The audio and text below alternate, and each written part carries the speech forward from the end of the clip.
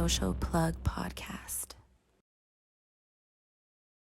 What is going on, everybody? I'm Johnny Martinez, and you are plugged into the Social Plug Podcast, where we connect you to level up and where we discuss and highlight ordinary people doing extraordinary things. We are always powered by Social Plug Media. We are in beautiful and historic downtown New Braunfels, specifically at Collab Space Studios. We're having a great day. We're live. It is hump day, and I got my right-hand man right here, JRock. What is going on? Yeah. What's going on, brother? You doing all right, man? I'm doing excited. great. Ready to jam it up today, bro. I'm Polka. ready. I'm ready for Wurstfest. The temperature's changing. The weather's getting better, and I'm getting thirsty for some beer, man. Yeah, I see you got to. All right. I got an empty mug here. I wish it had some beer on it or in it, but I had to settle for some Oyster Bar whiskey today. Yeah, we're having a great time. We have a very special guest. Very special. This guy is world renowned. Now he's not just an ordinary guy. We talk about ordinary people doing extraordinary things. This guy does more than extraordinary things, man. This guy is a one-of-a-kind dude. He's a Grammy-nominated polka musician. He's a big-time influencer. He's an educator. He's a brand ambassador.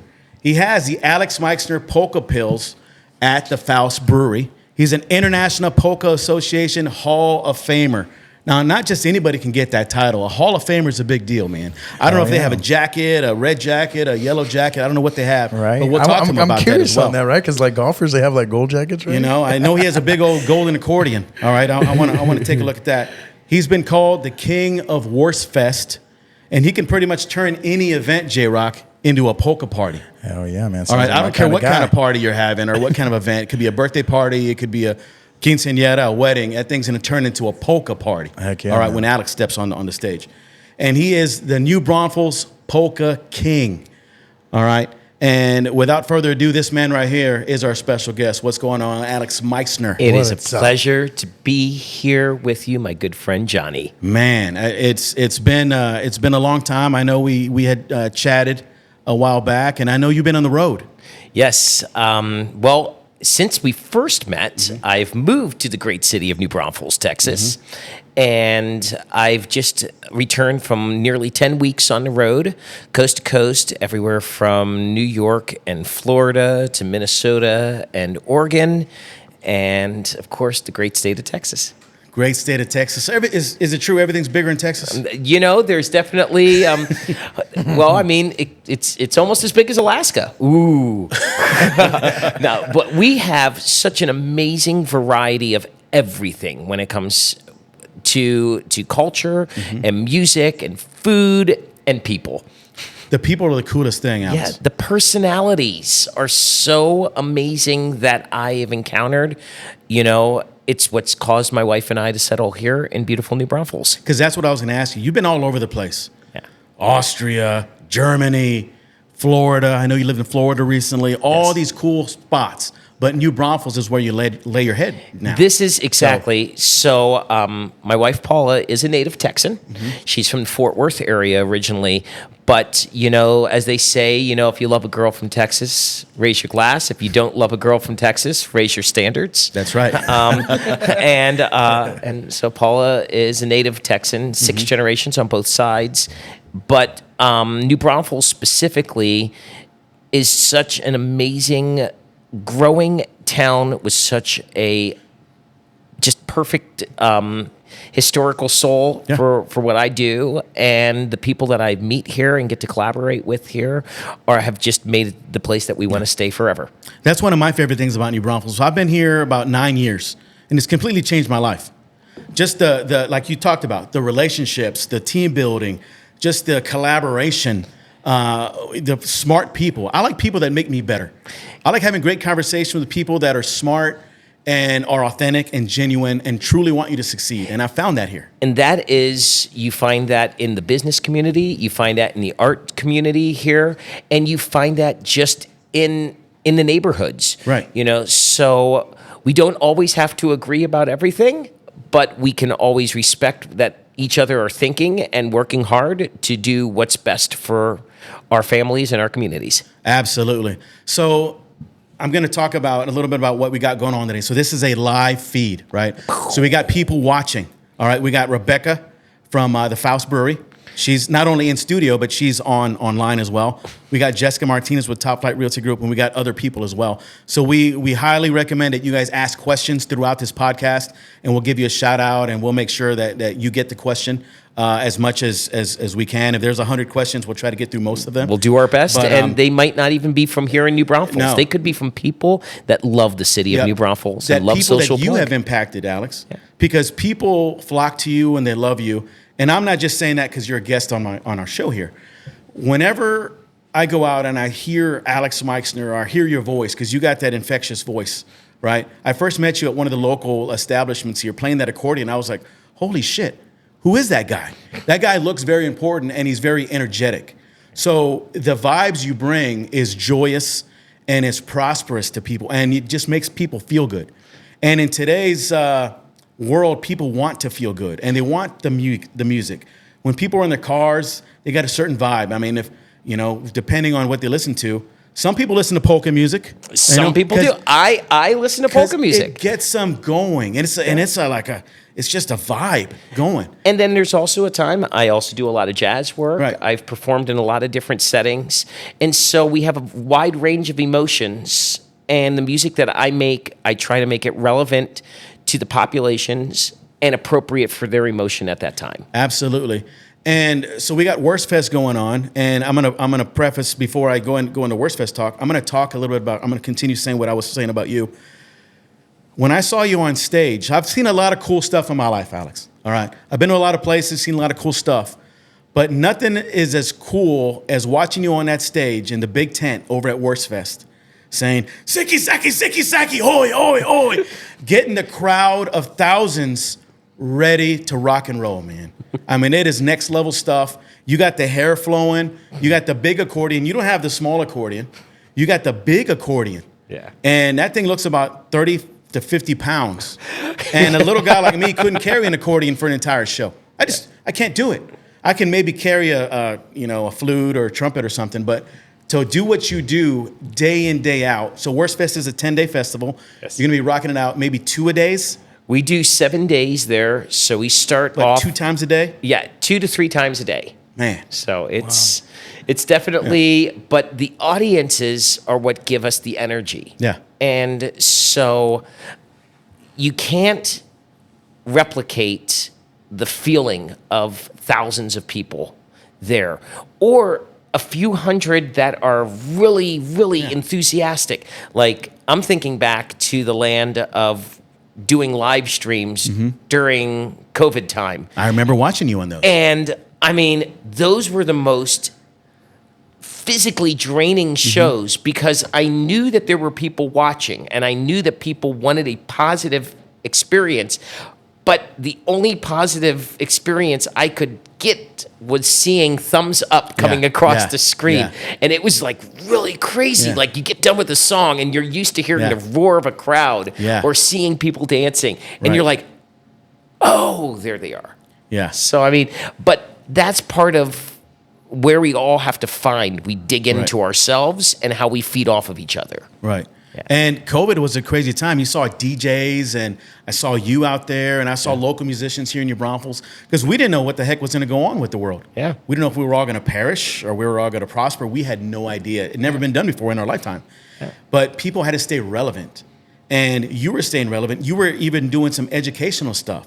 I remember, hey, this is this key and this and that. And that's the educator piece in you. You really, truly, sincerely care about making people better and educating them. Well, it came back through, like teaching had been a major part of my work 15, 20 years ago. And then my travel schedule just got to the point that I couldn't keep regular students. Well, then all the gigs went away. Yeah. And teaching came up. And so I now have Zoom accordion students in 9 or 10 states, Canada, and the Netherlands. And at first I was like, oh my God, how do you do this? Because so much of playing the accordion, it's like, okay, hey, move the hand, do that kind of thing. But then started learning to make the videos and that kind of stuff for each individual student. And it's probably some of the most fulfilling work that I've done in my life. Right. And is there so how many languages do you speak? I speak English. Most of the time, I think I'm fluent in that. I can speak enough. I can speak enough German to get into trouble, but not enough to get back out of trouble. And then besides that, I definitely do not speak Spanish. There is no question that I speak zero Spanish. Well, we got Google Translate now. Well, exactly. I mean, but nobody even wants to hear me attempt to say uno, dos, tres, cuatro. And I sing in a bunch of different languages, and I do my very best to make sure that I'm singing with authentic pronunciation, inflection. I know what I'm singing about. But yeah, English is my language, Alex, I'm going to give a couple of shout outs here to people that are watching. We got Michael Mann. He's saying, "What's up, Alex? Wurstfest, baby." What's up, Michael Mann? He said Texas is the greatest country in the U.S. So, Texas is the greatest country in the U.S. He's U.S. absolutely correct. So Michael Mann is co-owner of NB Party House. All right? That's a new golf simulator. Here, you need to check that out too. I have never been to a golf simulator. Yep. And we got Mr. Jordan Ramirez who's watching as well. He's the other owner. So big shout out to those guys. We got LaMonaco Photography, not only in the house, but she's online too. She's taking photos and she's trying to make us look good. She's trying to make us, and she makes us look amazing. I mean, because I'm not that good looking. I know. And Finally, Alex, somebody agrees with me. and Alex, Somebody agrees with me. you Thank thought you. this was going to be an Jeez. audio podcast because you said I got a face for radio. Well, exactly. That was my mom's. That's been my mom's quote about me, that I have a face perfectly made for radio. So we talked about a little bit earlier. New Braunfels is a vast, diverse area now. So when you first started performing here, you said 99. It was about 60K, about 60,000 people. Small town, it had a German feel. Still has some German feel. Yes. But now it's morphed into something else. It's like double size, maybe even triple size by now. Some people like the growth. Some people do not. It's just one of those things that we got to deal with, because reality is there's more people being born every day. Growth is happening. People are prospering. Small business is the backbone of America. Music is a big part of this area, and New Braunfels has a lot of musicians as well. I like to say that music is the heartbeat for everything in our lives. And I find that places are either growing and adapting to the change, or they are diminishing and succumbing to the change. Yep. And so what I try to do is, particularly what makes this area so special, is that we have such an appreciation, a reverence, and a desire to propagate our history. Mm-hmm. And so in this town, the settling of German founders here, as well as mixing with the people that came before they established the town. So I think that we're doing a great job here of starting to recognize the melding of the cultures that are the basis of New Braunfels, as well as welcoming people that are coming in here, reinvesting specifically in downtown in a fashion that is being done to accentuate that history. I mean, we're looking at the Faust Hotel right now, right across the street, and they're doing a huge renovation in order to bring it to its next place in history. And then, of course, I'm associated with the Faust Brewing Company, which is a completely separate entity. We're making beer in the tradition of the German founders of this town, and doing it as well or better than it's ever been done before. Yeah. I love it. I love that you have your own pills. Yes. You have your own beer. And was it you or somebody else I saw had shoes with the pills logo on it? I myself and the brewer, Ray Middledorf, my good buddy Ray, he got those made initially. So we've got Vans shoes that have the Alex Meixner Polka pills logo on there. And last year at Wurstfest, I accidentally kicked my shoe off. It went into the audience. And they were like, yes! and there was a little old lady that caught my shoe. And I came off the stage, and I'm over at the merch booth, and she goes, "I think this is yours." And I'm like, "Thank you." That's so awesome. I mean, what other town could I kick my shoe off and and get it back. it would've You been know what I gone. mean? I mean, what was that in? Was it last night in the World Series Oh. where the dude he caught the ball, and then the other guy ripped it out. The guy in the audience ripped it out. I mean, in the stands. Did you see that, JRock? Yeah, I've never that's seen crazy, anything man. like that. Yeah, I he was pulled watching it. with my He was wife. pretty I was like, upset. I've never seen anything like that ever. Yeah. And they were actually arguing with the umpire, saying, no, it was on this side. It doesn't matter. You try to rip the ball out of the dude's glove who caught it.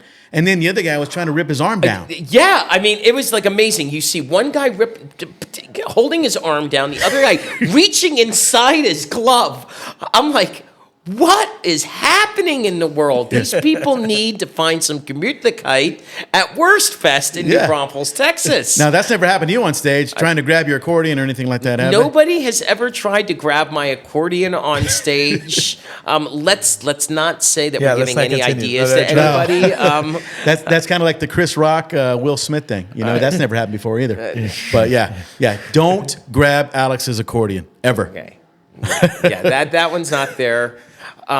In Cleveland one time, there was an overzealous audience member that threw a beer up on the stage. Wow. And it splashed all over everything. And the organizers of the festival then came the next day and gave me a poncho. So I wore a poncho over my accordion, and that lasted for almost a song when I realized that it was keeping all the heat in. Sweaty. Yeah. I mean, I was like burning up, and then I just like kicked pushed the thing apart. That was pretty ridiculous too. We got LaMonica Photography. She says, Alex, I have a question. What is your favorite type of event to work? Weddings, birthday parties, or Wurstfest? That is such a tough question. And that's one of those questions that has so many wrong answers. As you know, quite frankly, the event I like playing is the one I'm playing right now. You know, so there's a time, I mean, obviously, there is a joy of playing in a tent at Wurstfest that everyone is primed. I mean, the pump is primed. Right. Everybody knows what's going to happen, and they are just so excited. I love that nervous energy of playing in a place where, like, somebody randomly booked me because Lori sent them promotional material, and and we needed a gig in, I don't know, Des Moines, Iowa, and like, they've seen videos, but 95% of the audience has no clue what the heck this is going to be, and then finding how it's going to bring the music together. Right. At the same time, I love playing gigs. You know, I love doing an intimate gathering, you know, playing in a small room, doing a completely unplugged show. There's a room that I haven't played in a few years in Brooklyn, New York, called Barbess. And it holds almost 40 people in that place, and it's just got a vibe. People come in there to hear music, and These to are really, real music people. Yes, and they just really. But then, man, I'll go to an elementary school and get Heck yeah. 300 kindergarten first graders and second graders, and you know, They love it. And they're dancing definitely, you know, if you drink, you're gonna die. If you don't drink water, you're gonna die. You know, so don't die thirsty. Don't die thirsty. That's the slogan of the Alex Meixner polka pills. That's the slogan of life. Why Yeah, die yeah. thirsty? Absolutely. So you mentioned nervous, being nervous. Do you still get nervous going up? You performed thousands of times. No. I mean, my only nerves about playing are about making sure, like, when you're on a stage, it is a responsibility of me up there to keep an eye out and make sure that, first of all, the people are having a good time. Right. You know, and there's a psychology to that kind of stuff. But, you know, looking to see some person over there might have had a beer too many, and I need to make sure that I'm trying to control the room. Do you see all that? Do you see everything? Oh. You scan the crowd, and can you pinpoint certain things going on while you're just giving that energy? That's what I love about so many of my gigs, because I get to point out people in the audience. Okay, like, especially at the smaller venues and that kind of stuff, like this person over here, what's your name? Oh, it's Hans. Great. And then I'll make them dance or something like that. Find ways to interact. So you always want to look for the positive. Right. There's a song I recorded a few years ago that was written by Jason Mraz. It's called Look for the Good. In any situation that we're in, there is something that we can find good. Happiness is a choice. It was the title track of an album I did, and I try not to I don't want it to sound like preachy or anything like that, but let's have fun. Right. So, the goal is to get the people in that audience to find where their happy spot is. Yeah. So let me ask you this, and people probably have this on their mind all the time. You're a very happy guy. You're joyful. You're smiling. You're laughing. Are you always like that? And if so, how do you get the energy to always be so joyous? Happiness is a choice. And so, okay, bad things happen. I've had vehicle breakdowns. People have gotten sick. We've had equipment breakdowns on stage, traffic or whatever, how are we going to pay the bills this week because that one thing didn't come through or this came in as an expense. And, we got to deal with it. You can either be pissed off or you can just say, you know what, we're going to fix it. Exactly. And it's like, particularly in music teaching, I had a lesson the other day with a student of mine, and we were working on a section of a song that sounds really complicated. But I'm like, break it down. It's all pivoting off of the same note. And then you're able to move around and then discern where everything is going from that point. Break it down into the smaller bit. And know that sometimes you got to just take a step back. Yep. Not everything. I'm a very emotional person. That's part of what happens when you're a musician and you put things out there. At the same time, there's a time to tone down the emotion of it and think from a rational, logical point. Breathe. Yep. That's a tough thing for people. Just in any walk of life, any industry. Yeah. From business owners to fathers to mothers to kids in high school.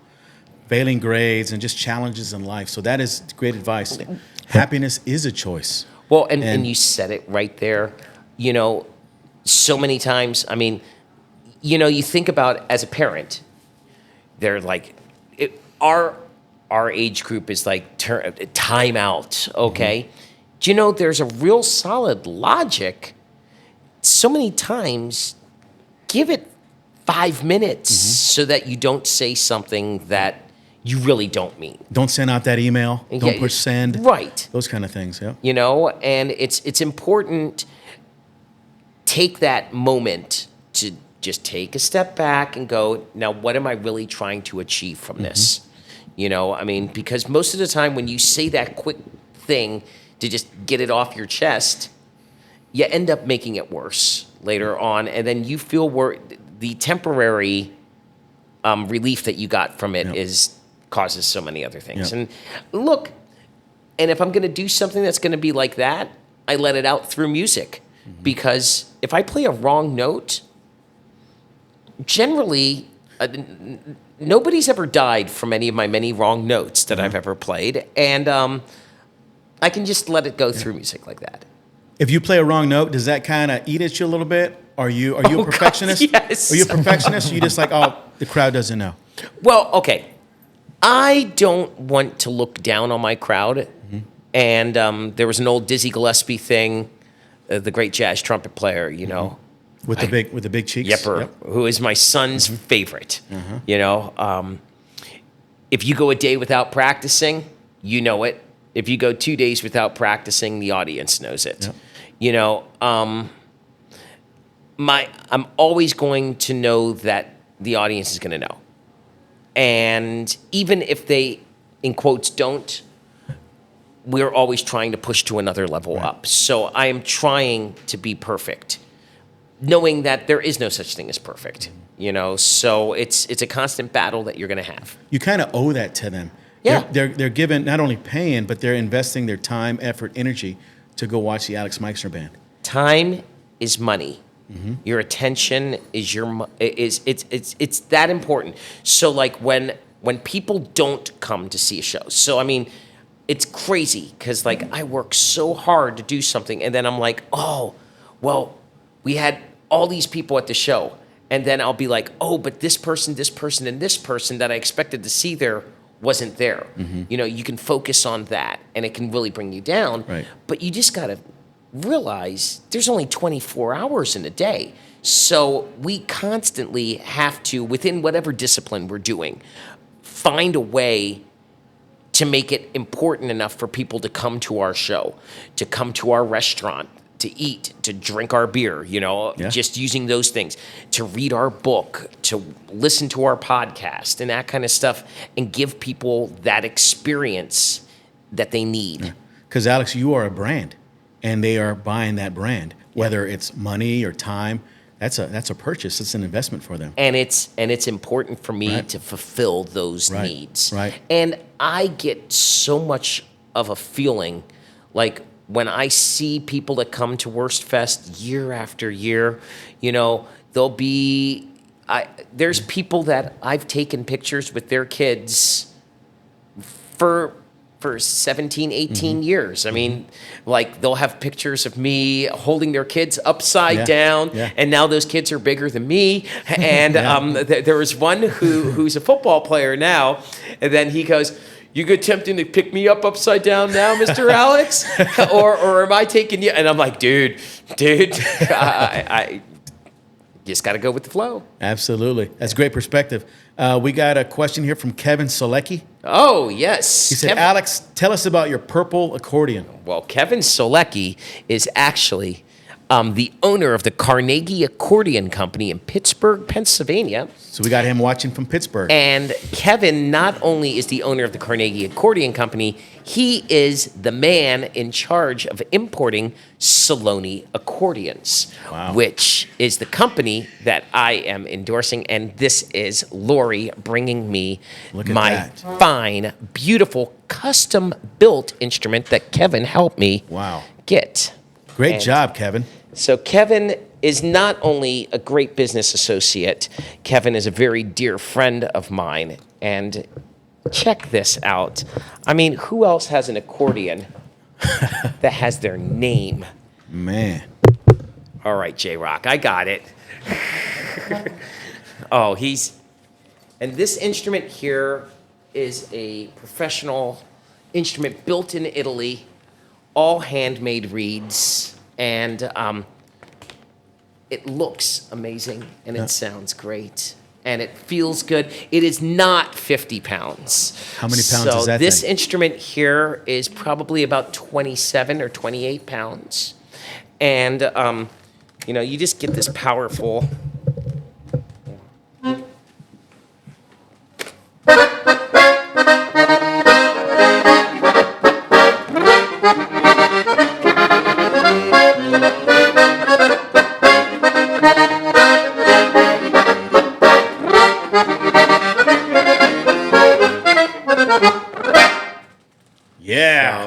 Heck it is great. It is one of the greatest instruments I've ever played, and I am extremely grateful to my buddy Kevin for putting this together. I love it. So why purple?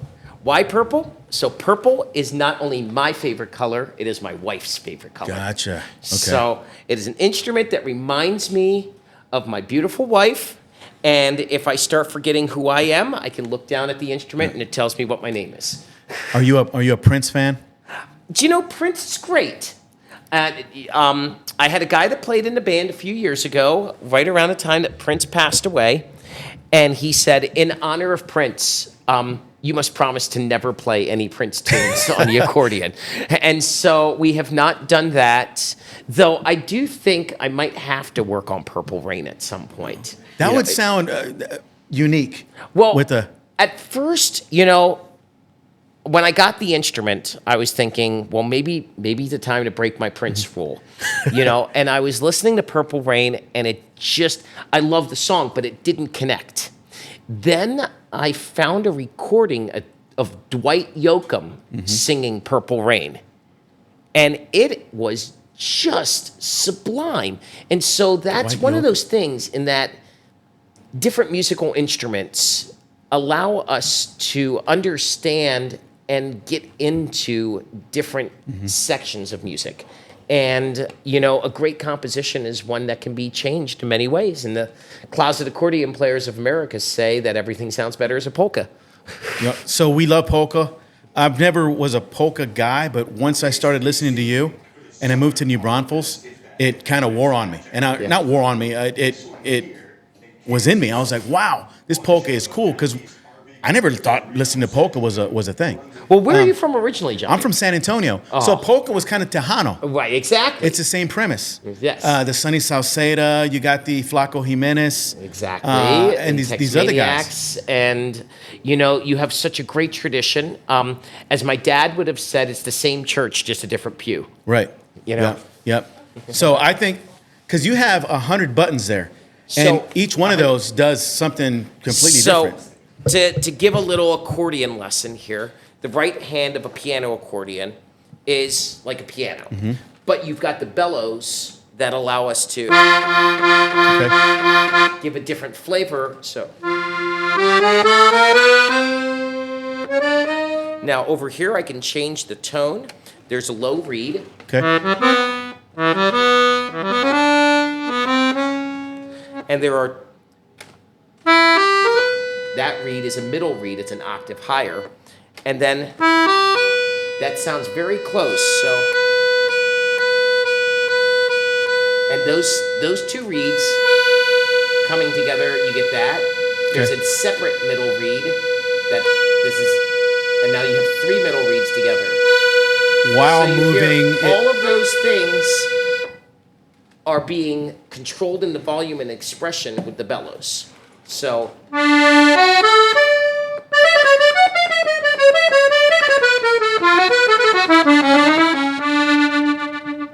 And then the left hand of the instrument, you have two rows of bass notes.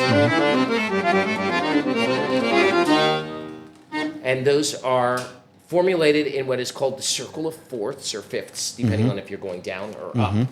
And there are major chords, happy, minor chords, sad, dominant seventh chords, bluesy, and diminished seventh chords, scary, because tomorrow is Halloween. That seems so cool, but it's so intriguing because it looks a lot more complex. You make it look really easy. So just like a guitar, it has the strings, right? And that looks pretty easy. I could watch YouTube and figure it out in 3 hours. But that has so many extra moving parts. You got the left side, you got the middle part, you got all the little buttons. It just seems intense. So you have to break it down. In anything that we're doing, you got to break it down. So when I started playing at the age of 4, I had a 12 bass instrument. It only had 12 buttons over here. It only had 2 octaves worth of keys on this side, and then go forward. Look, with a guitar, you can figure out, every time I press on this string, each fret, the pitch is going to get higher because I'm making the string shorter that's resonating, but you can spend a lifetime chasing, trying to sound like B.B. King.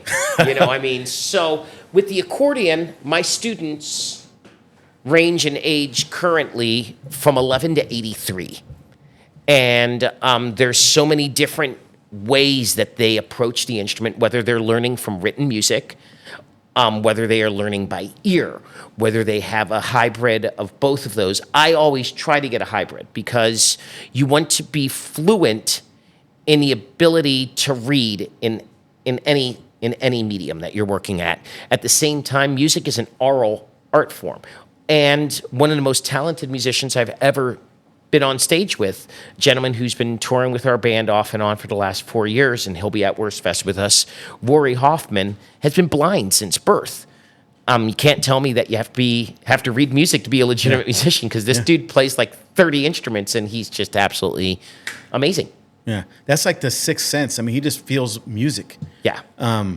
And we got Ray Charles, we got Stevie Wonder, and then we got him. And I'll tell you, as insane as it is to put a a mortal human being in the same classification as Ray Charles and Stevie Wonder, who are two of the greatest musicians in any genre ever. Rory could possibly be there. Yeah. The guy is just that smart, and like the diatonic button accordion, the other ones that I play, which is more related to the ones that you'll see the conjunto and the tejano players play. Rory doesn't play one of those instruments. So one time I'm at his house and I'm demonstrating the instrument. You know, I'm telling him theoretically how it's laid out, you know, what certain buttons are doing, how there's 4 rows of this and that, and how the keys are related. And then I go and play a song, and I made a mistake on the song. I missed a note. And here's this guy who has never, ever touched this instrument before, has never seen the instrument, and he's never seen anything. He's there going, so if what you're telling me, he's like the second or third button on the 4th row going out is going to get you the note that you missed. And I'm like... That you missed. And he doesn't know how to play it, but Right. he's a genius. He's visualized it. And I can't even say he's visualized it because you can't... Like, he'll tell you, people think blind people, it's just dark. He goes, it's not dark because we don't know what is dark or light. Yeah. It's He vivid goes, in his mind. Right. And so, you know, how people learn and how they learn to express themselves, it's just fascinating to me in every regard, you know. And when I am formulating a band, I have to take all these different people, and some of the musicians that are on stage with me at Wurstfest, Ed Klanick's been with me for nearly 20 years. Tom Holler's been with me for 10. Dr. Michael William Patrick Fortunato and I started playing gigs together when he was an undergrad and I was a master's student at Penn State. And that was, well, I met him the first year I came to Wurstfest. Wow. And so that stuff, everybody's got strengths. And we want to play to the strengths of each person. And so that they can not just, in quotes, cover up the weaknesses of each other, they can influence Right. to build the strengths. Like Right. I've become a better musician for playing with the people that are on the stage. I do my best. I'm the worst musician in my band. I'm the guy who's gonna point. The and worst, do- the W-U-R-S-T. Oh, and the dad joke of the day goes to Johnny Martinez. I'll be here all week, everybody. Hey, we got a little shout out here. Ben Hatton says, hey, from South Dakota. Yes, from Ben's Brewery in Yankton, South Dakota. We played for the first time at his place in Yankton, South Dakota, this past summer. And first of all, if you are ever in Yankton, South Dakota, go to Ben's Brewery. He has great beer, and he's a great guy.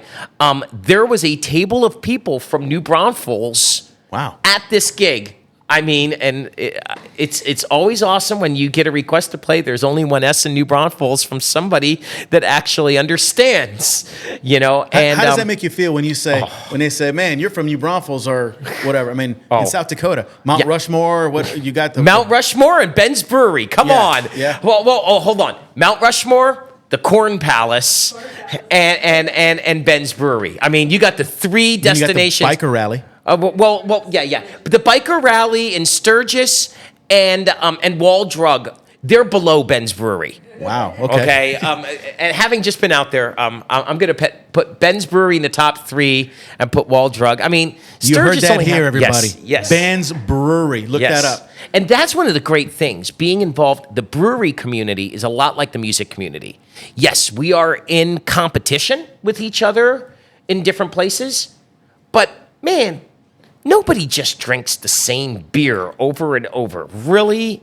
And if you do, come on, just give something else a try. Right. Because Ben is out there making great beer, and he promotes a lot of great music there. And it's funny, like, I've spent more time with you right here today than I think I've spent with Ben ever. Because, outta like, here, really? Ben and I talked on the phone, and then we got there, shook hands, set up our equipment, and then after the gig, I got to hang with him for a few minutes. But got to go on to the next city. Right. But you know how you just meet people? Yeah. And you click with them, yeah, and you know connect. they're good peeps. Right. Okay. And I wish I could hang out with Kevin Solecki more often. I wish I could hang out with Ben more often. I wish I could hang out with Johnny.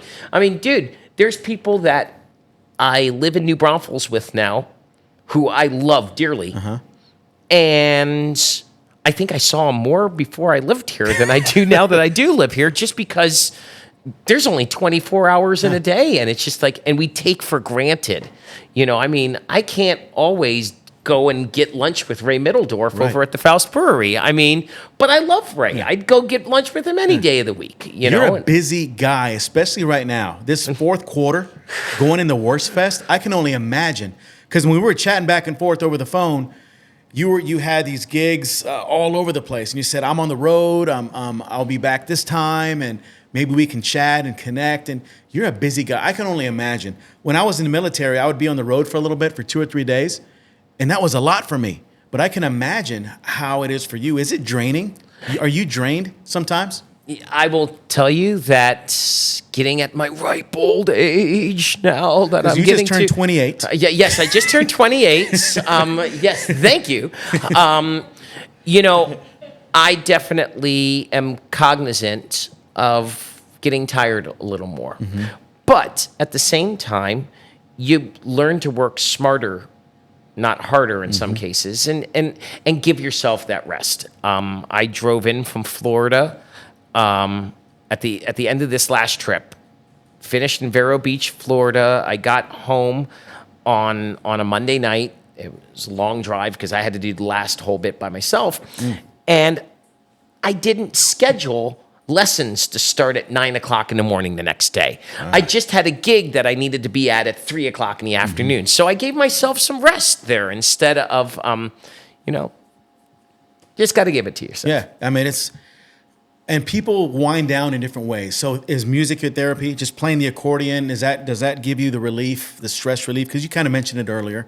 Some people go to the gym, some people drink, some people talk to their dogs, and some just play some play, some listen. When I drive, I put my phone on, and I will have a variety of music playing. It's going to be polka, it's going to be jazz, it's going to be classical, it's going to be country, it's going to be Bulgarian folk music, it's going to be Tejano, it's going to be whatever.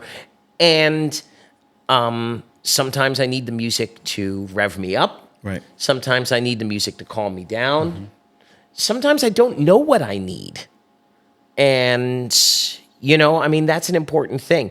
You have a relationship. Music is a constantly developing relationship. Just think of the music you listened to when you were in grade school. Now, that being said, Snoop Dogg. I was just going to say, sucking on gin and cheese. It's a reason that a song like Living on a Prayer, that song, living on a prayer. I have, when we go into a gig, and this is why we play cover songs, because they are a great equalizer. People that are 80 years old know that song and start singing along. People that are 10 years old have heard this song. Sometimes it amazes me where they've heard it, So we have that relationship, and that helps us to ground our relationship with ourselves, as well as the people we love and the people we're meeting. Speaking of music, we got a Ted Lang. He said, Alex Meixner, out of curiosity, what is your favorite Hank Haller recording from the 80s? Well, curiously enough, it would have to be an album that Fred Zwick played on, possibly the album October.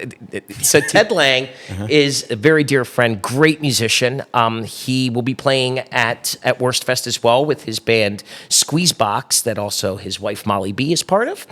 And Ted is graciously helping out my band for a gig later on next week out in El Campo. Just a fabulous musician. Hank Haller was a legendary band leader from Cleveland, Ohio, who led one of the best Cleveland German bands of all time, and holds a distinction of being one of two band leaders that hired 3 generations of my family. My grandfather, my dad, and I all played gigs with Hank. How crazy is that? And Hank passed away last year, but his wife, Marianne, and son came out to a gig we had in Cleveland a few weeks ago. And he was just a great guy. But yes, I'm going to have to go to answer really officially. I think the album Wine, Woman, and Song is the best Hank Haller album from 1979. It's the one that opens with the, I think, Schatzi Polka is on side 2 and Reich im Albechtal is side 1. Just Ted will get all that. So being at Wurstfest, I hear a lot. So you mentioned Living on a Prayer, a little Bon Jovi there. Yeah. Little Sweet Caroline. Yes. And just a whole bunch of stuff. So Andy Chavez from Me for Hollis. He's a great caterer, just a great dude. Oh, yes. Yeah, he said Living on a Prayer and Sweet Caroline just hit different at Wurstfest whenever you rock it out. Do you know, and that's one of the things. I try to take tunes that everybody knows when we go to play them, but we put our own way of playing it. So there's a time and a place for a cover band that does the exact replicas of songs. You know, like you'll have a concert at the Brontex that'll be like, oh, it's going to be all the Paul Simon tunes or James Taylor or, hey, that's shout out to Brett Klein on that one. Brett Klein. But I'll go see a band that does like Beach Boys or Beatles or Queen and does it exactly like the original recordings because people, they crave to have an experience. They know the solos from those things. They know the inflection of the vocal that was put on, you know, that exact arrangement. Because of the instrumentation that I'm going to play, Neil Diamond never intended for Sweet Caroline to be played on an accordion.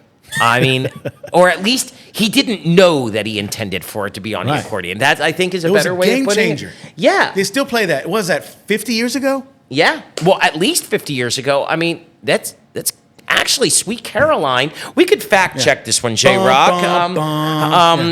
I think it's closer to 60 years that song is. Where we began. Yeah, because late 60s. Living on a Prayer? No, Sweet Caroline. Neil What Diamond. year did Neil Diamond write Sweet? Yeah. I mean, when you start hearing that jingle in the very beginning, everybody's like, oh, there it is. So, and then I like teasing audiences May with it. May 1969. 1969. So was a smack great dab year. in the middle there. Yep. So, but I will tease audiences with it because I know we're getting requests for Sweet Caroline. I'll be like, dun da da da da da da da da da da da da da, and then see how long it takes, and then come back to it. Or yeah.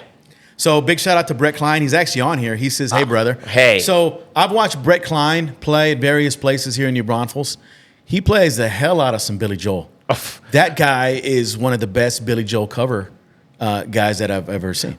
But on top of being able to replicate the Billy Joel songs in the way that everybody knows that, then Brett can deconstruct and reconstruct a Billy Joel song. So if you want one of the greatest musical experiences anywhere, go on a Tuesday night to Sidecar and watch Brett just sit at the piano for 2 hours, just playing randomly. I mean, he will sit there and start mashing Dave Brubeck with Beethoven and Billy Joel, and even he'll play some artists by people that don't start with B. Yeah. And Brett is a sweetheart of a human being as well as being such a fine musician. Yeah, I mean, I've met him several times, and he's a phenomenal dude. We got Scott Grieger here. Yes. He says, will you sell me your 5-row Tyrolean button box? So Scott is a former student of mine, and Well, Scott, we can talk about that, but my 5-row Tyrolean, I now have a 5-row Zupan as well, but they're slightly different key combination. The Zupan's in D, G, C, F, B flat, and the Tyrolean's in G, C, F, B flat, E flat, but not yet, Scott. But Scott is supposed to be buying an instrument that I did a demonstration of at Liberty Bellows during COVID. Wow. So, I mean, I think Scott needs that bell tuna first. Let me ask you this. So you got the purple rain there, the purple accordion. The purple polka eater. Polka, remember the purple people eaters? Yeah, the that's right. It's the Vikings purple polka eater. So can you play that at Wurstfest, or you have your other one? Well, this is the one that I play at Wurstfest. This accordion here is the one that I am using on almost all of my gigs. Okay. So additionally, when I play in the band, the left hand of this instrument has MIDI sensors in it, so I am the electric bass player with the left. So when you see me playing the trumpet and the accordion at the same time, I have to, or else there's no bass in the band. Gotcha. And so it's got high-end microphones on both sides, and it's got the MIDI in it for my band gigs. Very cool. But in addition to this, I probably have, between the button accordions and piano accordions, a total of like 27 or 28 accordions. There's it? different. I'm kidding. Yeah, that's it. Good. Remember to tell Paula that's it, because each one has a different tuning. They're different. The different sizes make them sound different. And for me, different styles of music are more appropriate. This is probably my most versatile middle-of-the-road instrument that's going to sound good whether I'm playing French or Italian music or whether I'm playing a German polka or a Slovenian waltz. You know, I use it in rock and roll sessions, so it's the versatile one. It's kind of like an acoustic guitar versus an electric guitar. It's customized for, or you use it for whatever song that you're going to Exactly. You know, most of the country guys like playing Telecasters. The blues guys like playing Stratocasters. Yep. You know, when they go forward, sometimes you will have an acoustic guitar, but then you'll have a classical nylon string guitar. Some guys like to use a 7-string guitar. You know, some guitar players don't really get past 2 strings, and they make it all sound okay. So I know you have a lot of influences and a lot of guys that you look up to and that you've mentored as accordion players, but I like guitars. So you kind of mentioned all the different kind of guitars. I like guys like Angus Young, Slash. Do you have any guys that stand out to you in the guitar industry? In the guitar world? So, as the jazz guy here, you know, I love Pat Metheny and Pat Martino were probably 2 of my favorite. But actually, my main jazz teacher is a guitarist. He's still living in Ithaca, New York, Steve Brown. And Steve Brown just has a way of harmonically getting the guitar to just speak. And so I love that. And while I appreciate Angus Young and Slash and Joe Satriani and Eddie Van Halen, I mean, I love that. If I'm more going to be into Eric Clapton. Yes. And that realm, you know. And it's kind of funny because sometimes people will hear us play with the band certain covers, and then they're like, oh, now that you play Thunderstruck, then they're going to give me 12 more AC/DC songs. And while I've heard them, you know, I pick Thunderstruck because it's the song that I go, and start playing it, and the whole crowd goes. It's iconic. It's kind of like Living on a Prayer and Sweet Caroline. Exactly. It gets the crowd going. Yeah. And the purpose is, if they want to see a full AC/DC cover show, then I'm not the band. Right. You know, I mean, though I'll tell you, there was the first time I heard Thunderstruck on accordion. There's a band called Steven Seagal's.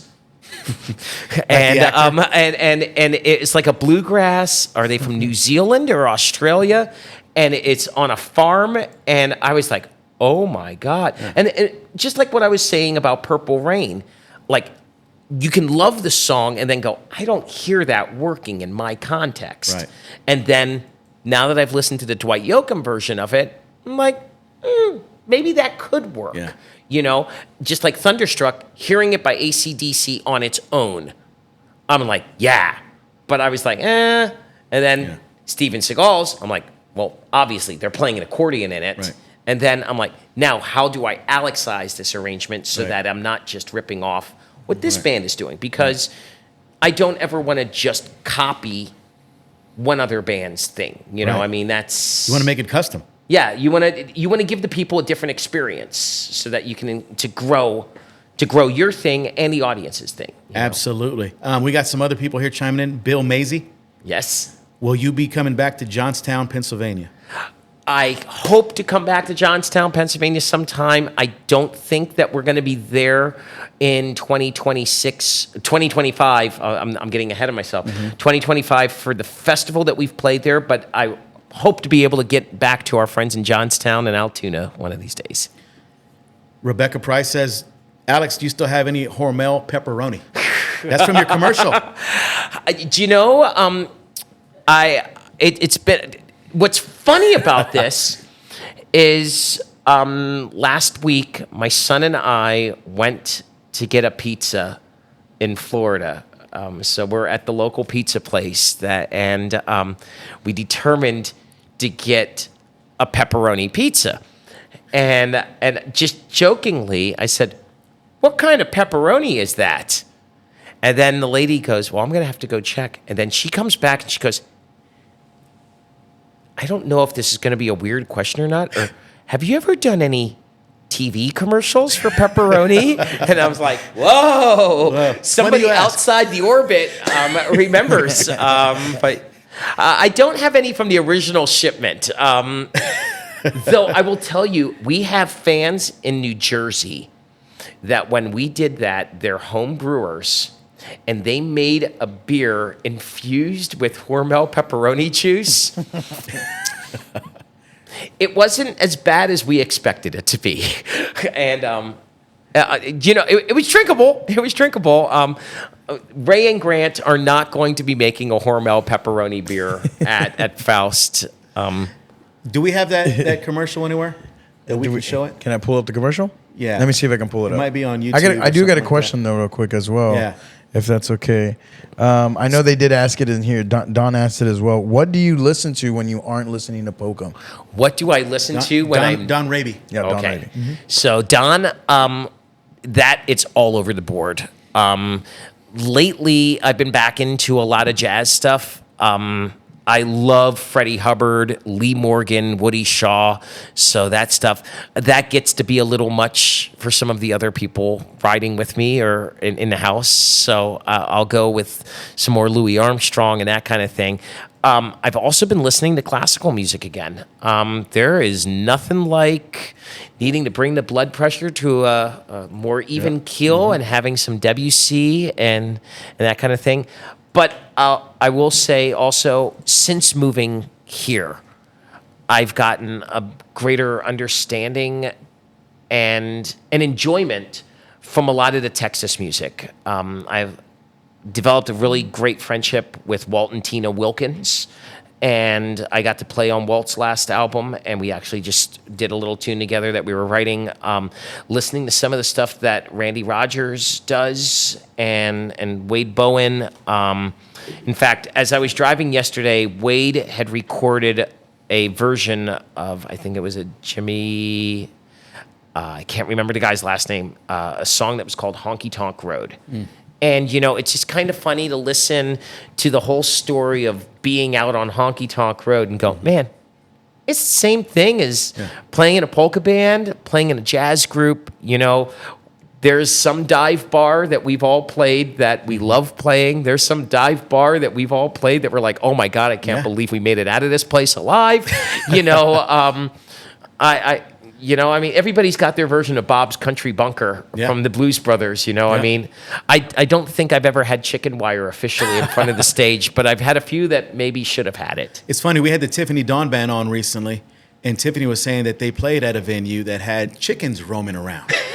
And they were shitting all over the place.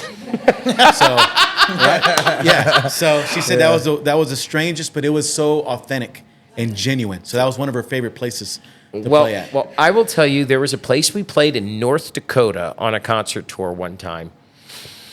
And we pulled into this place and load out, and we got there way before the gig because we were just supposed to offload it, and then the guys were going to go get some food, whatever. And this place smelled terrible. I mean, it smelled like it was a waste treatment plant. Oh. I mean, I have never smelled anything this bad. And there have been some guys that have traveled with us. And it was right in your nose the whole time. Yeah. And I'm playing I'm going to have to play trumpet here. I'm going to have to sing. You know, I got to breathe this in. And so the guys are like gagging as we're bringing this stuff in. This is terrible. And Lori wasn't on this trip. So Lori did not have to go to this thing. But it was awful. Okay. And the guys are like, we are getting out of here because I wanted to rehearse a tune or two. They're like, we are out of here. We are going away. We are coming back when it is time for the gig. And then I'm like, I got to get used to it because, you know, if you're around it enough, maybe you start gagging. Well, but also maybe you get desensitized to it. Okay. So, okay. So I'm there, and then they start bringing food in. And it's all homemade food, and they have these big things of food, tables of food, and it smelled great. And I text the guys, and I'm like, "You're not going to believe this, but it doesn't smell bad anymore." And the first text goes, "You're right, I don't believe it." Okay, Joe. Then I was like, "No. They have cooked for us. We have to eat." Right. And the guys are like, "We can't eat when it smells this bad." I'm like, "I'm telling you, it doesn't smell bad anymore." The particles are getting on the food. Okay. So, the guys come, and they're like, "You're right. We expected it to smell terrible. All this fresh, beautiful food. It's great." And the people were so nice. And then, so we ate a little bit, and it's time to play, and we're doing the show. We get to our break time, and it's like, oh man, this audience is totally with us. It's great. Everything is rocking and rolling. Okay, during the break, they took the food away. We go back to play the next set, and it's like, oh no, it's back. Okay, and it's just like okay, to the end of the show as fast as possible. Clear out. I still don't know what the smell was. Okay, and I don't understand. Like, the place was packed full of people. So were you like looking at the room, like how people were reacting to the smell? Were they? It was like nothing. They were oblivious to it. Oblivious. I mean, I don't know. Maybe my house smells that bad to people that I just don't know. I will never. Actually, here's the funny thing: is I can't remember the name of that town. I have. It was on the first Allied tour, and we were supposed to play in an opera house, and then there was construction on the opera house, and they put us at like an Eagles Lodge or an Elks Lodge or something like that, and I've played plenty of Eagles and Elks Lodges. They don't all smell like that. Some smell like cigarettes and like mold, and smell like my grandma's house. Your grandma's house smells like cigarettes and mold. Yeah. Okay. And mothballs. Okay. Because I'm just like, what the heck kind of party was going on at grandma's house? I think we got the Hormel pepperoni commercial. Yeah. So all right. So everybody's gonna be able to hear it online, but we won't be able to hear it. And this looks like it's one of the remixes where they.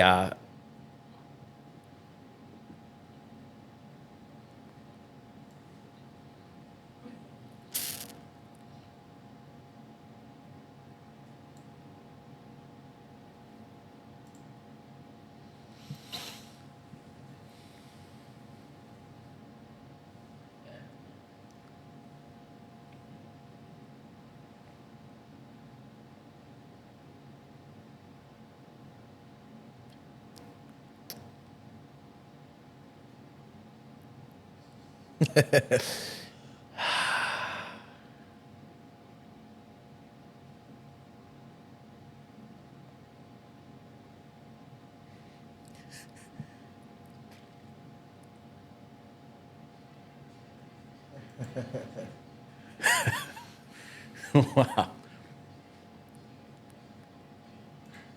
All right.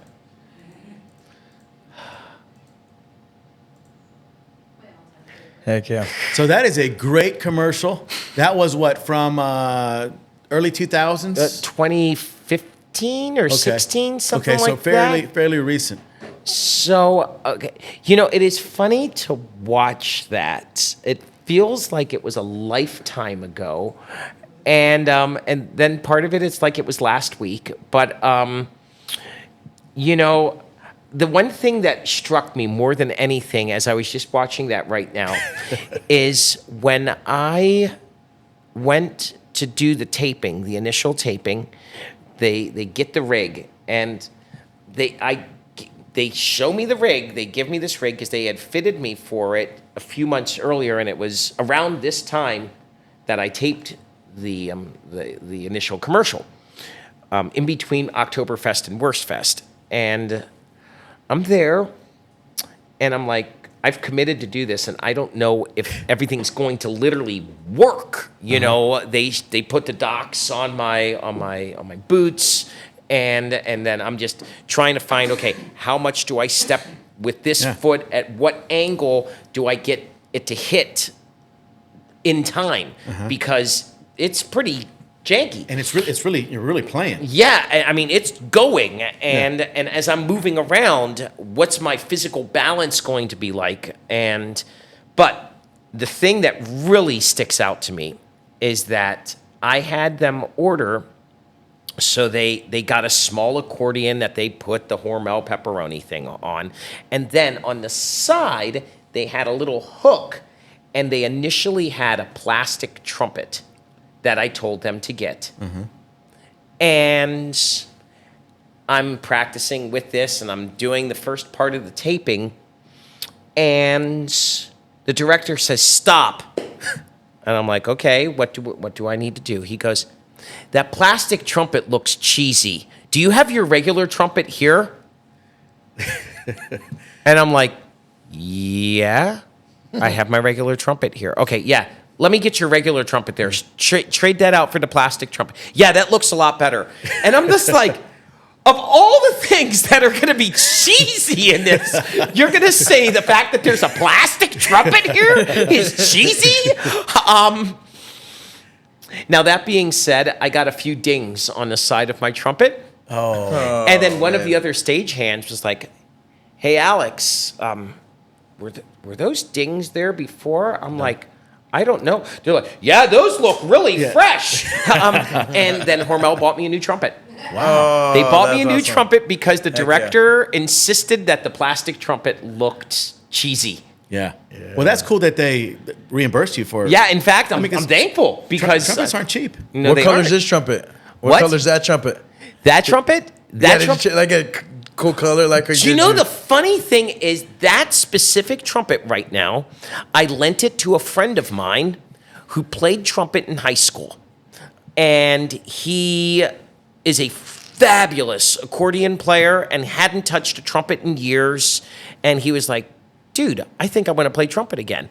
And so if you see David Herrera around at all, Hey, okay. he currently has that trumpet. David's a fabulous accordion player. He was playing with David Beck's Tejano Weekend Band, and he's with a myriad of different Nice. Tejano Conjunto stuff, and he's done some country stuff and just great stuff. So speaking of Tejano and Conjunto, Andy Chavez, me for Hollis, he says, "What did you think when you first heard Tejano or Conjunto music?" Well, it's funny because when I've heard it in different times without knowing I heard it, you know. So when I was in elementary school, growing up in Allentown, Pennsylvania, my dad had a radio show on a local college radio station, and I helped co-host the International Showcase. It's 10 o'clock, and you're listening to WMUH Allentown, where you can hear music from around the world every Saturday morning. Now it's time for the International Showcase. And my dad had all of his records that he would bring in, but there was stuff from the station itself. And there was a group called Trio San Antonio. And when I was 7 or 8 years old, I don't know I knew what San Antonio was. Right. But all I know is I saw a button accordion on the front of it, and I saw the word polka on the back of it, and I said, Dad, we should play this. Right. And we played a track. Fred Zimmerle was the accordion player, which doesn't exactly sound like a Mexican name. But, I mean, and then the back of the record is talking about the German influence and all of this stuff. And so that was probably the first time that I heard it. And like I said, I was 8 years old, 9 years old maybe, and what I'm cognizant of or not. Then, like, getting into modern Tejano music. Growing up in Orlando, Florida, because then after that, my dad took a position at Walt Disney World's Epcot Center, and that just opened up the world to me when it came to different music and people.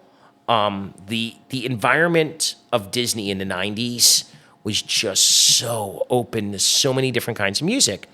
And so, obviously, I had this polka thing going on. I was getting into jazz, and there were so many great jazz musicians out there, but became friends with the Mariachi Cobre, one of the premier mariachis in the world. And there was a guy in Mariachi Cobre, a trumpet player by the name of Luis Martinez, who was into the Tejano thing. So he's playing mariachi trumpet with the other. They had 3 trumpets for a while there. And he came to the house and gave me a stack of CDs to listen to by David Lee Garza and Roberto Polito and Emilio. And those, I mean, the album Shuffle Time by Emilio, I was like, Como la hair. And I'm like, this is a polka, man. Yeah, it is. And it just had this driving beat. And the accordion player, is it his brother or his cousin Pete? Man, I was like, and then the Johnny Canales show on Univision. My dad had surgery and was out of work during my freshman year in college. And so he had reconstructive surgery on his feet. And I come home from break, and my dad has discovered Johnny Canales. Take it away! Okay. And man, and he goes, you got to see this. And he tapes with the VHS video recorder. And Albert Zamora. And these guys are dancing and flipping in the air, and they've got, you can't even call it a mullet when your hair's down all the way into your ass. You know, I mean, and I'm like, these guys are crazy. And then I was like, And so to answer that question, that was thrown into my goulash. That was thrown into my jambalaya. That was thrown into my menudo, whatever you want to call it, you know, of music that I'm going to play and is going to influence, you know. And so I'm stealing licks from those guys, just like Flaco Jimenez, you know. Well, the first time I really got to sit down and talk with him, he was like, when he was little, they had a radio station that they listened to from New Braunfels. And he's like, we learned the German music, you know, and it's all the same stuff. They're the same 12 notes. Yeah, it is. It's just where we're taking them. I got a question, Alex. So, like, from, like, New Braunfels and the polka and everything like that, so, like, how you're talking about conjunto Mexican music like that, is there other people that grab from German, like New Braunfels, or is it like when you go to their country, it's the exact same way? Everything has its own mix. So what we call polka music here, as we travel through the United States, different regional areas develop their own instrumentation, tempos, dance steps based upon ethnically where they're from initially. Okay. So in Cleveland, there's a large concentration of Slovenians and Croatians. In Detroit, you have more Czechs and Slovaks. Not to say that there aren't Slovenians in Detroit, not to say that there aren't Czechs and Slovaks in Cleveland, but the styles start developing. Polish people from the New England states play at a different tempo and with a slightly different instrumentation than Polish people from Chicago. And gotcha. so we use sometimes the same instruments, sometimes different instruments. In fact, I mean, it's crazy. When I recorded Polka Freakout, which was the Grammy-nominated album I did with Bubba Hernandez, the goal on that album was taking a conjunto tejano rhythm section and mashing it with the European traditions. Gotcha. Well, there was one waltz on this album that was written by an architect of the Cleveland Slovenian style, Eddie Habit, and it was the last song that he ever wrote. And he passed away while we were recording. So we dedicated the album to him, and he's like, here, take the song and do something with it. And he had been listening to a string album from a Slovenian artist named Slavko Avsenik. We got H-Bomb, our buddy Henry in San Antonio, got a mariachi string section to play around this song. Wow. Not knowing later that some of the other guys down in San Antonio had found a record of one of Eddie Habit's tunes being done by some conjunto in the 70s. You know, I was playing down in the valley in Los Fresnos, and I was warming up with a tune that I know as Dancing Debbie, and the director of the school conjunto program's like, what are you doing? And I'm like, I'm just playing a Slovenian polka. He's like, well, and then he picks up his accordion and starts playing the exact same tune. And he goes, how old is your first recording of it? And I'm like, well, Bobby Timko recorded this song in 1972. He goes, my father started playing this song in the 50s. And I'm like, wow. And then I started listening to some of Bobby Timko's recordings and go, wait a second. He replaced his banjo with a guy playing an acoustic guitar going boom, ching, like a bajo sexto. And I'm like, wait a second. We've all been stealing from each other forever. Yeah. Isn't that crazy? Wow. You know, and Yeah, that's crazy. And now with the internet, we have the ability to find out where each other stole some things from, or cover our tracks, if the case. To me, I'd rather That's so just cool. let's find out where we're similar on this thing. Right. You know, Yeah. I mean, the Mexican music and the German music. Well, in fact, lately there is a TikTok video that came out, and it's of a Mexican dude that's been invited to a Germany party, and he's like, oh, I think I'm gonna go home, you know, and then the band starts playing. Well, the music hasn't even started yet. Well, this is a Germany party, and I'm Mexican, and then he goes, wait, you have Mexican music, and it's like, no.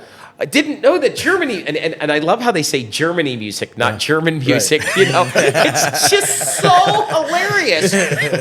But the point is, so I'm laughing at this TikTok, and all of a sudden, I see there is a video of a performance I did 2 years ago in Chicago, guesting with another band that's gotten linked to that TikTok video, and like in 2 or 3 days, my little TikTok channel got like 30,000 plays on this video, and all the people that are answering it are named Ramirez and Martinez and Hernandez, and they're not like Stoyanovich and you know, I mean, and it's amazing how we can just pull past all of that stuff. Yeah. And or pull into that stuff, you know. I mean, to me, that's what it's all about. Like, I hope that when I go to that festival in Chicago in February, now what'll make me happy is to see all the Mexico music people coming to the Slovenian party. You know, I said it as Mexico music people, I know. not Mexican. So I mean, the point is that, you know, Sonny Saucedo that we were talking about earlier. My company booked him to play a festival up in West, you know, and it's all Czechs. And they were like, well, we need something a little different. I'm like, oh, I got something different for you. I'm going to give you some saucy McThickums here, you know. And he's like, dude, there ain't no people that look like us here, man. Or is this going to be okay? And I'm like, just go play. And he now tells me that this is one of his band's favorite gigs. And you should see the pictures of them playing at Wurstfest. Yeah, he did. I mean, it is just a mammoth audience. They're playing on Sunday night. They're like playing the closed down party. And he's just got 10 walls of people out there watching him, and he's just shaking his saucy McThickums all going on there. Yeah. And I mean, So we just had Sonny Sauceda a couple of weeks ago on the podcast, and he mentioned that. Because I asked him, what's your favorite place to play? I asked some people, where's the worst place to play, right? And he did mention that. He said there was like a different vibe that he had never experienced before. And he said he loved it. Yeah. So he's out there, shaking his sauce and doing all that stuff and his accordion, and he brought it. Yeah. And you guys have played together before. yes, and so hopefully he'll come join us at Wurstfest as he has the last few years. He'll jump up and do a set with us. In fact, we've been in the studio working on something for that festival coming up. And again, bridging the gaps, taking an old Czech song and getting Spanish words for it, Right. Bringing all that stuff together. Yeah. That's so cool, man. Before we get in, I want to talk a little bit more about you and your projects. You got a big project I coming got a up. new album. You got that. Woohoo! But a couple of people had kind of the same question. Who would you love to collaborate with? And I'm going to say a lot of people love collaborating with you because whenever we have musicians on the podcast, it always comes back to Alex Meixner.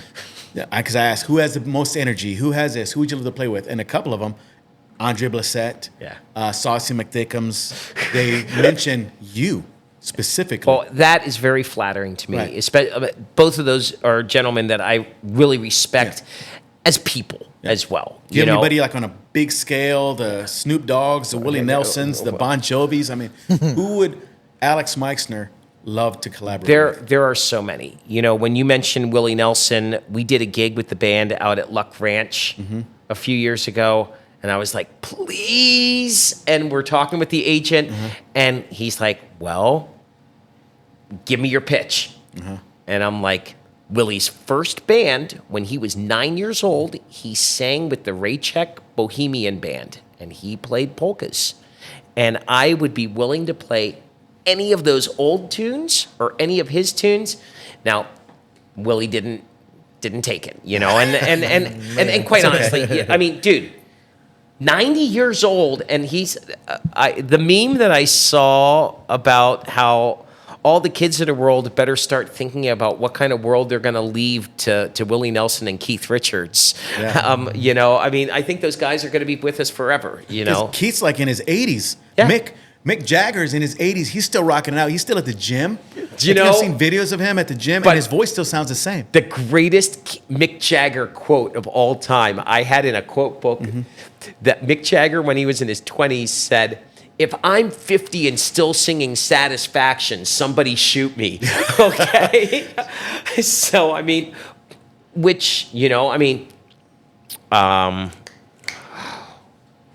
Snake Farm guy, Ray Wiley. Okay. Ray Riley Hubbard in the middle of doing I like him too. In the middle of one of his songs, Redneck Mother. He goes into this whole story about the most important thing about being a songwriter is after you write the song, can you sing this song for the next 25 or 30 years? Yeah. Because it's true, that Hormel commercial. I still get requests to go up on stage and put it on a pizza, yum, and not just yum. But I mean, It's timeless. It's something, and so about other artists, man, it's hard to limit that. I mean, so many of our local artists and our regional and national artists that are based in this area, I'm available, man. Give me a call. I'm totally cool. And I've had a chance to record with Guy Klusevic and Brave Combo. They are huge people in music that I have respected for years. But I'm always just trying to find where I can be appropriate. Or be completely inappropriate. Hey, inappropriate's okay sometimes. Heck yeah. So, Alex, you got this album that just came out, your latest album. It's called Fest. Yes. Tell us about this bad boy. This album here is the culmination of everything that we do at fests all around the country, whether that is Oktoberfest, Maifest, Frühlingfest, Das Fest, Wurstfest. These are the standard German songs, but I did not want to do a recording of them the way that they have been recorded hundreds of times before. So I've made sure that the arrangements accentuate all the different energies that our band does live. And I feel that we've really captured it. As much as the chicken dance is probably not my favorite song in the world to play, It's timeless. it's timeless, and I get a joy playing it, watching people dance. There is nothing like watching grandma dancing with her grandchild for the first time to the chicken dance. It's the great equalizer. Yeah. Nobody looks good dancing the chicken No, dance. no. So we all, and I think the version that we recorded here captures the live energy, and we're getting manically fast at the end of it, and all the gloves are off. We're doing So it. all the songs on that album are live? No, it was done in the studio, Okay. but it captures it has the precision of the studio with the energy of the live. I Gotcha. really feel that we captured that on this album, particularly. And then in addition to those songs, I mean, we have Ein Prosit on there, and it's just like, it's crazy. Finding a good recording of Ein Prosit, it's important to be on an album like this, you know? Now, there's also creative stuff that goes completely different. There's an old German folk song called Auf der Lüneburger Heide, and I've played this song, and it's like a hiking song. I've played this song for years in different contexts. It's got all kinds of verses in it. And been working with Patty King, who is with the band for this tour again. He's a brilliant fiddle and mandolin player, and he plays guitar and banjo as well, from Florida. And so we did a bluegrass rendition of the song. And everybody's taking little rides in the song, and it just brings it to a different place. And so please stream it wherever you enjoy streaming your music from. But even better yet, please buy a CD. I can even sign it. Yeah. Where can we find that at? Because are there still CD stores? I mean, probably around here. Where's that Hastings? Hastings. When did Hastings Hastings go? was awesome. How many years has Hastings been gone now? Remember I think it's Sam been like Goody? 4 years Sam now, Goody, 4 or 5 years. Peaches, Tower, Speedy. In Allentown, Pennsylvania, we had Speedy Record Shop. You know, National Record Mart. You know, it's all gone. So you can buy them at our merch booth at Wurstfest. There you go. Let's go. And that's the best place to get it. Yeah. And who knows, maybe it'll be showing up in some of the because actually, New Braunfels, shout out, we have 2 great record shops here in town. Stingray, right? Stingray comes first, and then there's a new one that is over by UBP Burgers. Okay. Off of Elliot Knox. Right, it's right there, Okay. and it's right behind where the truck is for Okay. UBP. And they have great assortments of records. In fact, last time I went in there just after they opened with Brett. Did you? My son Brody and I and Brett's son Sam went on a hike, and then we landed up at their. I feel like the records are coming back. Everybody's buying record players again and CD players in a way. Definitely. So- Well, records. There's a romantic Right? thing about Nostalgia? yeah, the kinda? romantic, nostalgic thing of the record. We did not do vinyl on this album particularly. It is more for, to me, the romantic, and from the sonic stance, you know. Our next album, I have a project that I'm planning on putting on vinyl because it's being done in a studio, in a classic studio in Ohio, Peppermint Productions, with Gary Ramey. And Gary Ramey has just the most perfect radio voice of all time. Look at that radio voice. Hey, Where's your radio boys. voice, Johnny? Hey, Where's your radio boys, how about if we do another take, and this time play the right notes? and so we're recording an album at his studio, and it's going to be a double record set, and I want to do it on vinyl, like all the albums that I grew up listening to that he recorded.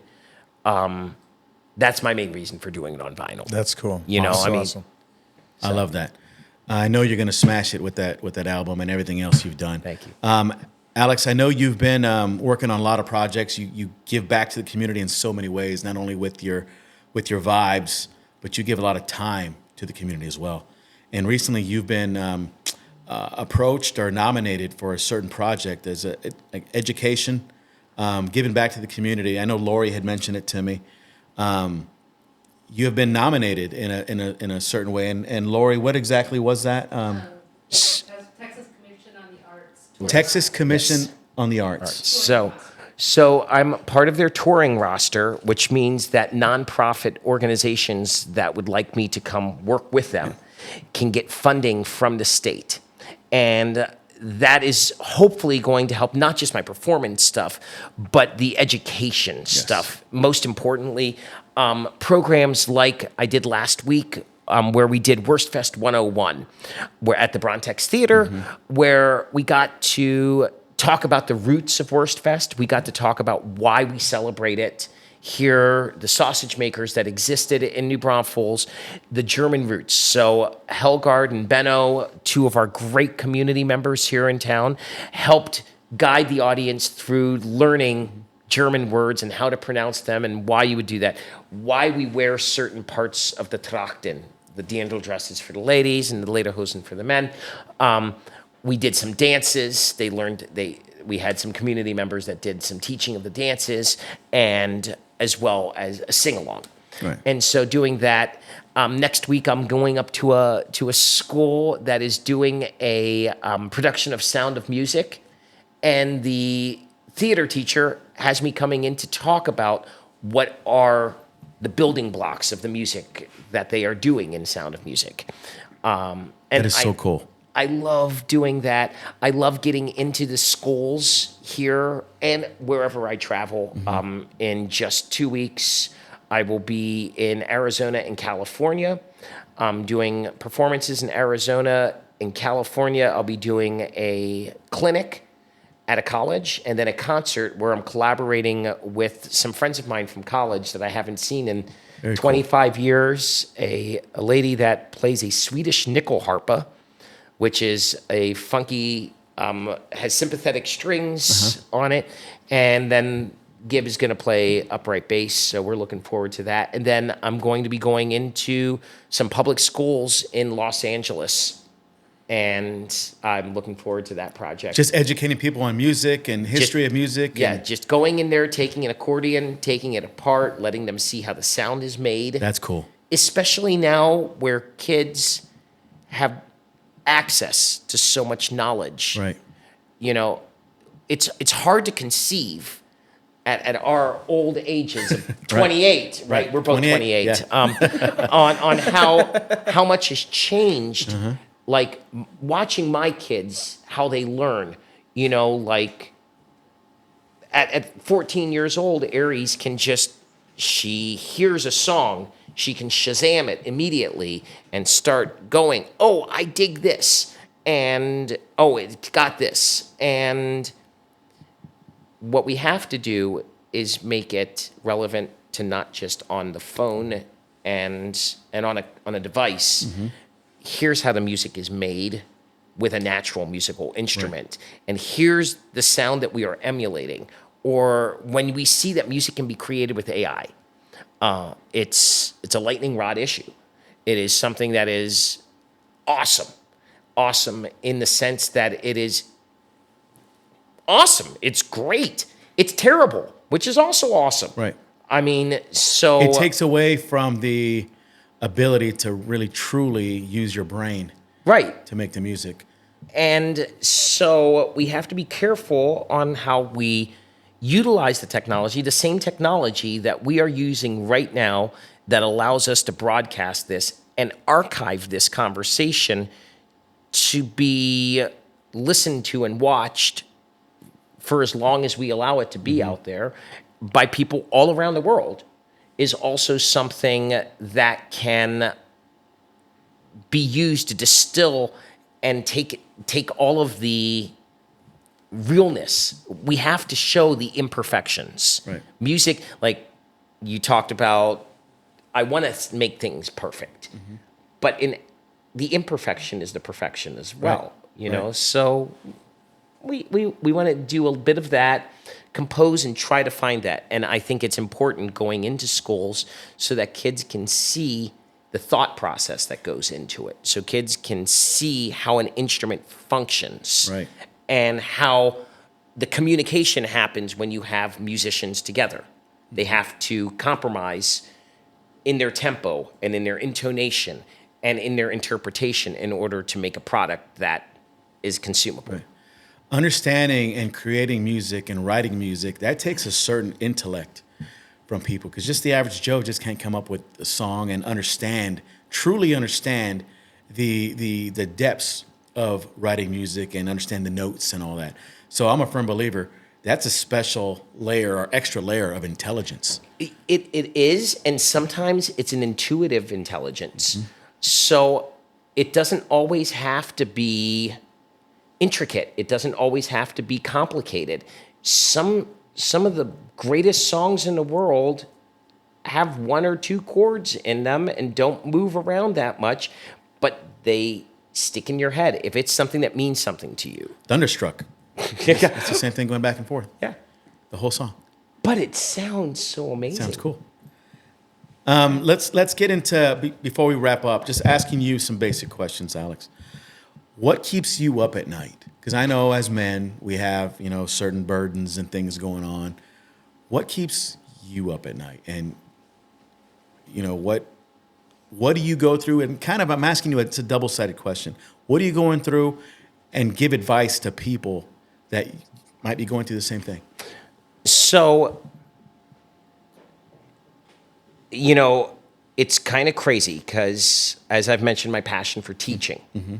And then any real person has to also see that I feel fraudulent as a teacher sometimes because I'm still learning. Mm-hmm.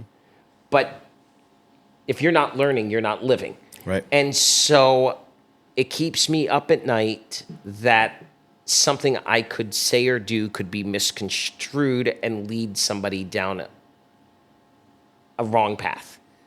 In any aspect. I want to leave things better than they were when I got there.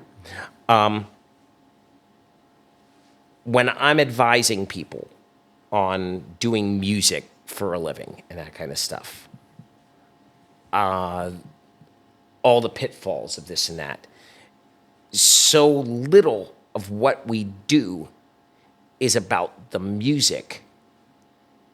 It is so much more about how we conduct a business and communicate in a fashion that allows the music to be relevant, and so that I can support myself and pay my mortgage and support my family. And so those are things that I have to think about. And at the same time, my audience depends on me to leave that behind. So it is finding balance. And if there is one thing that will always be the challenge, it is finding balance between business and art, between relaxation and hyperactivity, for lack of a better term. So for me, I am constantly trying to find that right balance and way to make sure that I'm feeding the good monsters and pushing forward. Right. Because there's always you are what you listen to. Right. So if you are listening to the negative voice, there is always, you are what you listen to, you are what you see, you are what you taste. My son's going to be one big hamburger. He eats a lot of burgers. He loves burgers, and hats off. Faust is his GOAT burger. Oh, I love the burgers from the Faust. I mean, that is his number one burger, with Tin Top coming in at a close second, and that's... You mentioned him earlier. UBP is pretty damn good too. UBP is great. They have another great burger. I mean, this is a great burger town. Yeah, it is. But you look there, and it always amazes me that two people can be in the same place at the same time and see two radically different things that we're watching. And it is important for us to be empathetic to what the person next to us sees and hope that they are empathetic to what we see. And it is important for us to recognize how to bridge those gaps and hopefully to see the positive in things, you know? That's a tough thing sometimes to do, especially in this polarized world that we live in. I mean, It's crazy to think about how everybody, I won't say everybody, but there's enough where you can see the negativity, where it affects everything. It affects families, it affects friendships, it affects business, it affects musicians, bands break up, all kinds of things go on because people see things from a different lens. Right. We all want the same thing, but we just see it differently. like, I'll see a street getting repaved, and we can sit there and go, well, why didn't they expand it more? Look at, there's so much traffic, Right. or why didn't they? Or we can say, wow, they fixed those potholes this week. Okay. Now, you know, they're repaving the street. My business is on that street. Yeah. I'm going to lose business for the next 2 weeks. But when they repave it, now people are going to want to drive on that street Right. that is going to come in front of my business, and it's going to be another 2-3 years until they're going to have to do any more work on that street, and it's now a consistent place to go. Prime example, they're in Creekside. Yeah. I think they fixed it up pretty nice, where traffic is flowing. I mean, that is a heavy traffic area. That's Some pretty people hated it. confusing. I mean, Yeah. also, I'm like, woo, But how did they once come you up with that understand it- idea yeah. to do that? And I'm Once like, you what? understand it, I think it's Yeah. easy Oh, to totally, navigate. yeah. But at first, people were like, "Holy cow, what is this?" But now that there's less accidents and people are accustomed to it, and they conformed. Right. And I'm going to get my accordion, and I'm going to play a song, and I'm going to play it hopefully well. And if I make a mistake, sometimes that mistake is going to allow me to jump off into a different place. Like last night, I was doing a Zoom performance, and I was trying to change up some songs a little bit. I'm playing solo. And in the middle of doing my Crazy Train set, I broke down all the way into the full version of Crazy. And it was like, oh, yeah, this is really good. And then I was like, how do I get back into Crazy Train from here? And I had to just tie it up with a ribbon and a bow. Yep. Done. And it worked. Okay. And it worked. Okay. But you're going to take a chance. And sometimes when you take a chance, Brett Favre, that guy threw more passes at the end of football games has more completions and more touchdowns, I think, than any other quarterback in the NFL.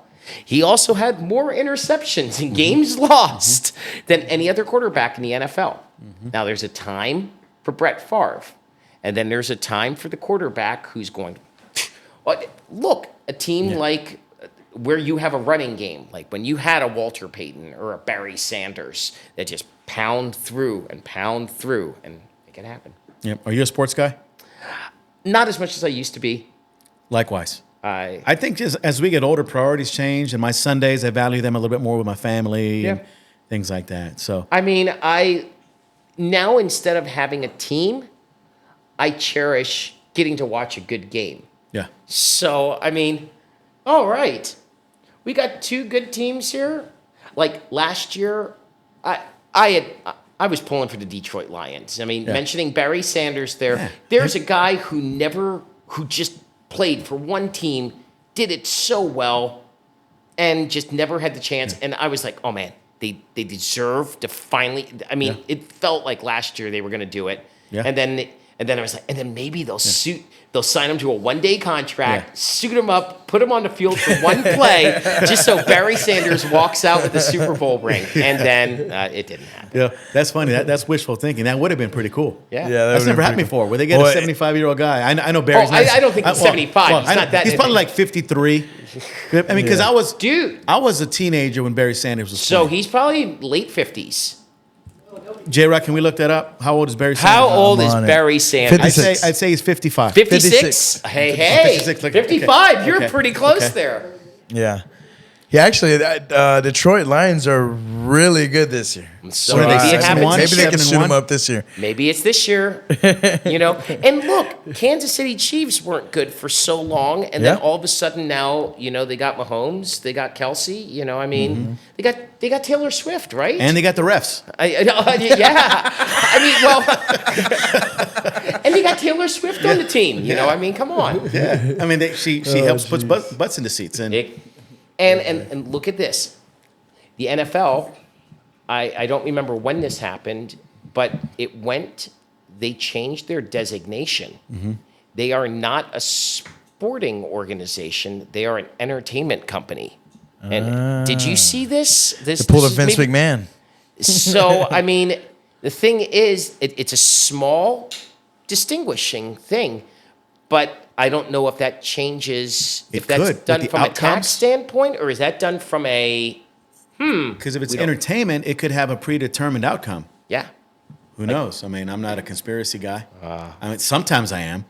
But You know what? entertainment changes everything. Yeah. Because I have the intent to commit conspiracy to play polkas. I'm part of the polka conspiracy, man. And so I'm wait. sure there's a lot of conspiracies there. wait till the Kelsey brothers come out and they get into the polka revolution. There you go. Are they polka guys? Well, our one drummer, Tom, is mistaken for Travis Kelsey sometimes. So maybe we should. You tell me. He's Can- going to be our can we pull him up? percussionist. He's Is that? I'll send you a picture. He's our Okay, yeah. percussionist for this week at Wurstfest, and maybe we'll have him sing "Shake It Off" or something like There that. you go. Yeah, that would be cool. It'll fit perfectly. Alex, what's a fun fact that people don't know about you? That you've never, not that you've never told anyone, but something that would be intriguing that people would be like, holy cow, I didn't know that about Alex. You're a Cowboys fan? I don't know. Let's see. Please here. don't. Oh, no. You're gonna be heartbroken just like all of us. Well, let's see here. I'm a Jerry Jones fan. No, just kidding. Is there such? Does anybody even like Jerry Jones anymore? They used to in the beginning. I think I don't know. We've heard it all before. It's a power guy and power Yeah. play. He doesn't want the coach that's going to go in there and challenge him. He wants the yes guy to, Well, and look, that is a great lesson. It never works. Okay? When you are leading anything, I lead a band. If I just want a bunch of people that are going to sit there and agree with everything I say to do at all times and just do what I tell them to do, why don't I just put tracks on Right. and go out there? I need people that are going to challenge me. So in a business, right. you need somebody with a contrarian opinion, even if you don't follow it, to at least discuss a pitfall. So, man, I don't know. What is something that people don't know about me?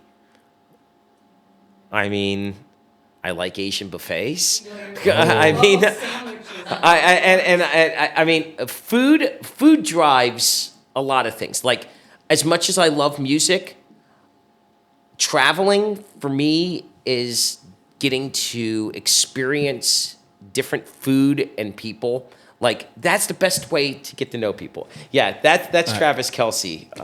Let's pull him up. Though you can't see the man bun. Oh, I couldn't find the You need a picture with his man bun in the back. That's So somebody did bring this up earlier about your straps being for sale. So yeah. Lori sent me that. There's a picture of your strap. so what had happened is we were playing in Helen, Georgia, and the bottom strap just snapped. I'm playing and and then luckily I just held on to the accordion, didn't fall, and then finished the song, and it's like, they're gone. And then the sound guy went and did that and put that there. Now that being said, those straps were disgusting. If Ted Lang is still with us, He still might be on there. He will tell you how sweaty and disgusting my accordion straps are, because there have been numerous times that I will invite him up on stage and say, "Hey Ted, play my accordion," and then he's just like, "Oh, No, that's thank you." disgusting." Okay, but so one person had suggested, because that was the week after the second hurricane had hit up in that Carolina. area. So, and we were up in northeast Georgia, and they were like, maybe we should auction them off. And I'm like, nobody really wants those. But that night, then, what we did is we took a tip jar, and we said, all these people in North Carolina, particularly, have been really terribly affected by these storms. Right. And it was amazing because, I mean, we're just at a little Oktoberfest. Right. And raised like $1,100 of people just throwing ones and tens and that kind of stuff. Yeah. Oh, Travis Kelce playing concertina. There he is. I don't know. Tell us how much he looks like Travis Kelce. He does look like Travis Kelce. Holy smokes. Yeah, he definitely does. We got Angela Bond. She's a big Chiefs fan. She says, go Chiefs. And we got Jerry Kolskeski saying Lions all the way. Joel Kashevsky. I just chopped his name to hell. Joel Kashevsky? Joel Kashevsky. Yeah. It's conventional spelling. Really? Oh, Yeah. God. That's like an encyclopedia. I mean, That would be CialkoszeWski. wow. We know you're a musician there. I talked about intellect earlier. That is is you. that. So when I got elected into the International Polka Association Hall of Fame, the other living inductee that year was a gentleman named Don Cholkashevsky, who is now in his 70s and was a huge influence on me. His recordings as the Polish Kid, and just a brilliant musician and composer. He did an album that was called Button Box with Appeal, and it had a picture of his button accordion, and it had a banana peel on top of it. And I just thought that was an awesome title. And it had some great songs on it, and I still play a lot of his music today. So that's why I can pronounce it. Though I thought it was Cialkashevsky. That would make a little more, but Polish is definitely a language that takes a lot. And Yeah. Cholkashevsky. Yeah. What he said. Yes. Hence why he went by the Polish Kid. We've been going almost 2 hours here, and it's been Whoa. great discussion here. And people are still watching Still us? watching. Oh, yeah. Wow. We got a lot of people online 40, right now. We got like 40 people still Great. chiming in. So I know recently you were part of a movie, The Polka King, with Jack Black. Yes. This was like 2017-ish, Yes. 2016. Yes. So you were like a musician. You were a part of the soundtrack. Yes. And there's a video of you with Jack Black. Yeah, I don't know if you're. And I showing was him the teaching him. accordion. I was You're teaching him some accordion. Yes. And he's there. He looks mesmerized. He's like, holy shit, this guy knows what he's doing. Oh, and he was such an awesome dude. In fact, that was during the recording sessions for the soundtrack. And then when the movie was released on Netflix, we did some promotional performances on the Colbert Show and on the Daily Show. The Today Show. So flew into New York and did that. And my girlfriend at the time, Paula, is a huge Jack Black fan. So she came along with me. And I had already gotten the ring. Yeah. And so we were at the Power Station, which is a fabled recording studio in New York City, rehearsing. And I pulled Jack aside, and I'm like, dude, you barely know me. He goes, well, you're the accordion player. I'm like, yeah. He won't even know my name, Right. But I'm like, dude, my girlfriend is a huge fan, and I've been walking around the city all day with a ring in my pocket. He goes, dude, I'm already married. That's funny. So, but he was my wingman. So like Paula went to go get her selfie with Jack Black, and he like pushed her in a direction and then like when he moved back so that they could take the selfie, I was on one knee and proposed Mary. That's how you did it. And I confirmed that she said yes to me, not to Jack.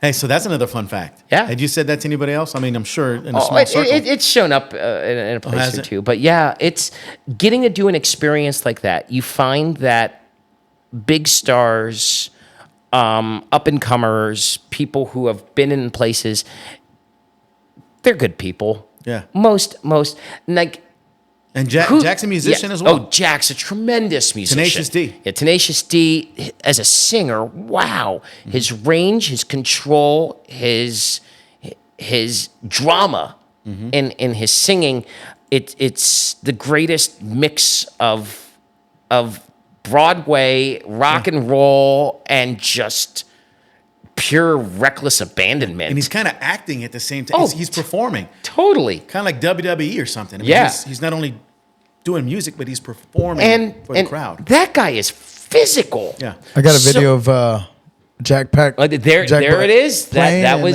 that check is. that out. I'm not gonna play any audio because I don't want to get kicked. Okay. So, but you can see a little video here, and Alex is playing here in the backside. I don't know, Alex, if you want to talk about it on there. All right, see me? I'm in the upper right corner, shaking the bellows on the accordion. But in this specific, he is doing. So you see, there I am back there behind all those saxophone players.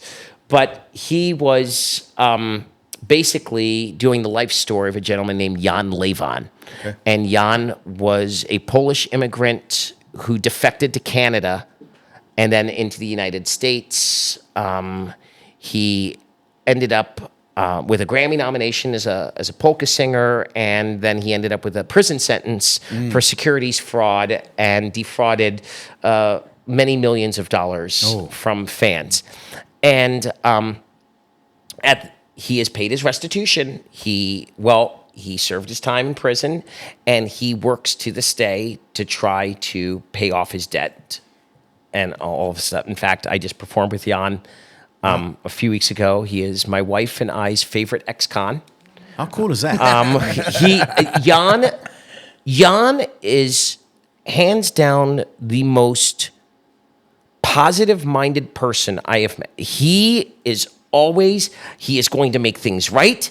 He is going to see the sunshine in anything. It truly remarkable guy.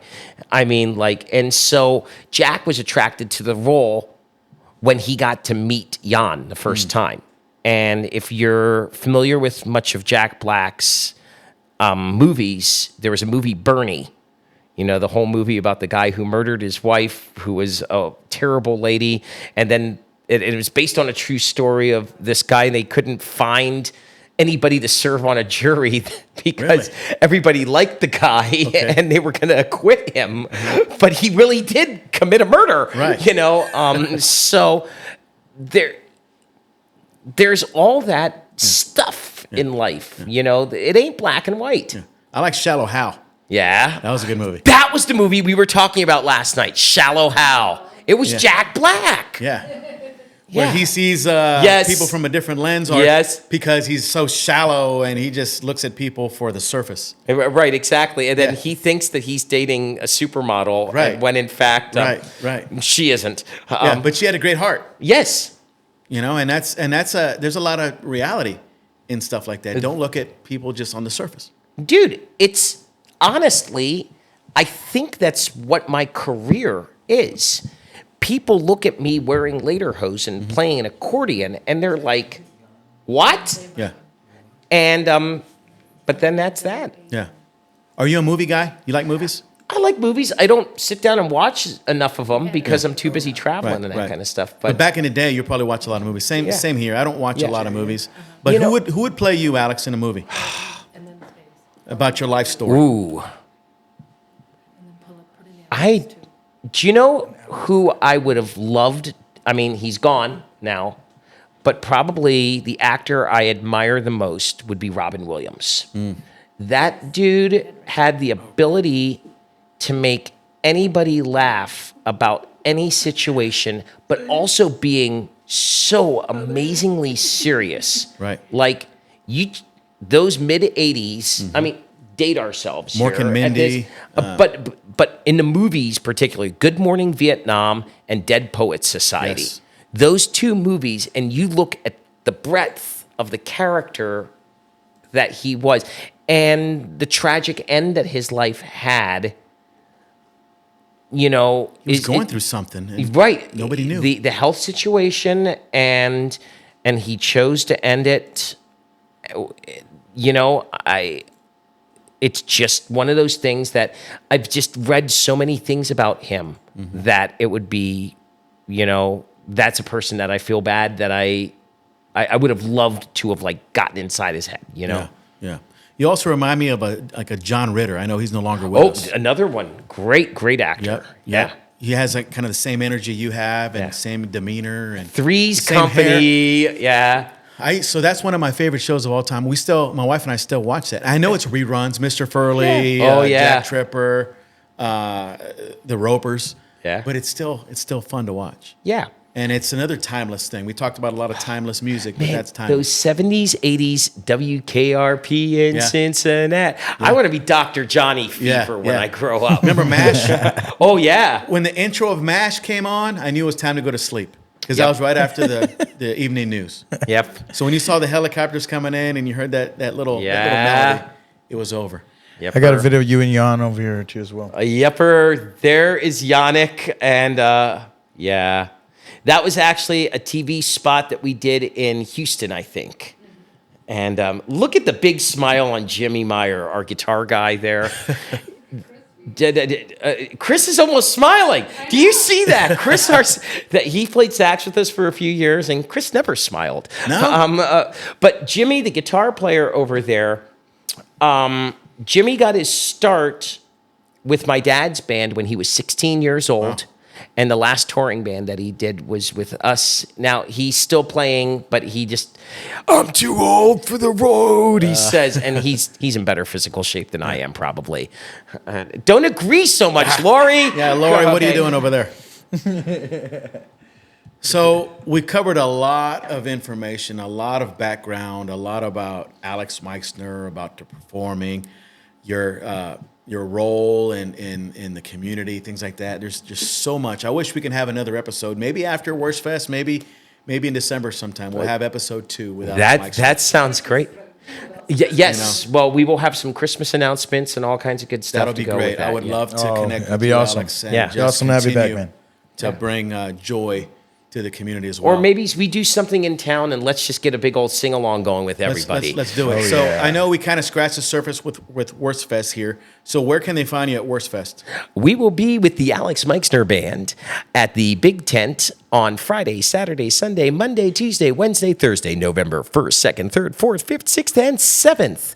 The schedule can be found either at wurstfest.com or at alexmeixner.com. ALEX, M as in Mary, EIX, N as in Nancy, ER.com. Not that I haven't had this.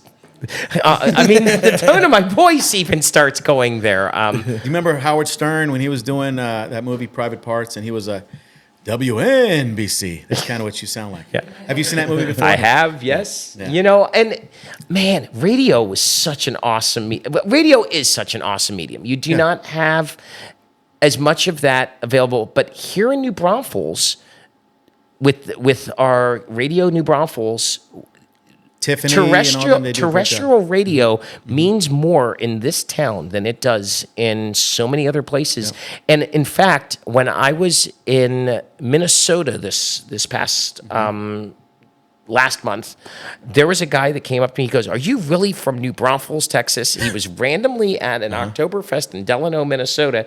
And the reason he stuck around is when they said that we were from New Braunfels, he had to talk to me because he has the Radio NB app and listens. He loves Texas country, Americana music. And I'm like, well, you're talking our language out here. That's the thing. Americana is huge. You said Ray Wiley Hubbard. We Yeah. love Snake Farm and Drunken Poet's Dream and all this kind of stuff.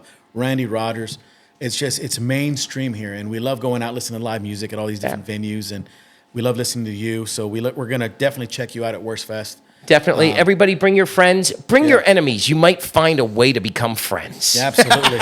I like that. So we got some people here that, I'm going to give them a shout out as well. Cullen Travis Ricks.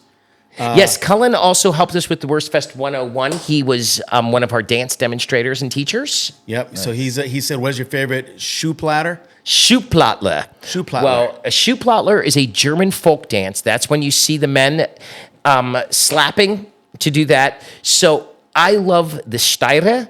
because it is such a playful dance. The guy and the girl are going back and forth, and it's an Austrian-based dance. And it's something that I've always enjoyed performing and watching people do. Do you remember Chevy Chase and National Lampoon's Of course, European that Vacation, would be shoe plotlers. where they started getting in a fight? Yes. So sometimes we have guys do that. I'll get the guys, like I'll pick two of the guys in the band, Yeah. and then they'll shoe plottle, and then they're slapping each other, and, yeah. and we're having fun. Yeah, that's awesome. Stepan P. Rich Tarich. Yes, Stepan. This guy, Stepan. okay, so he's from Canada. Okay. He plays asked the me- button accordion. Yep, he asked, are you going to go play in Canada anytime soon? I am hoping. We do not have anything set up, but we are working on it. This dude not only plays the button accordion and he's a dancer, but he's an axe thrower. Wow. He's a competitive axe thrower and uses my recording of Let's Have a Party as his walk-on. Hell yeah. That's awesome. I am not a good axe thrower. My wife is a great axe thrower. Not at Stepan's, though, at level.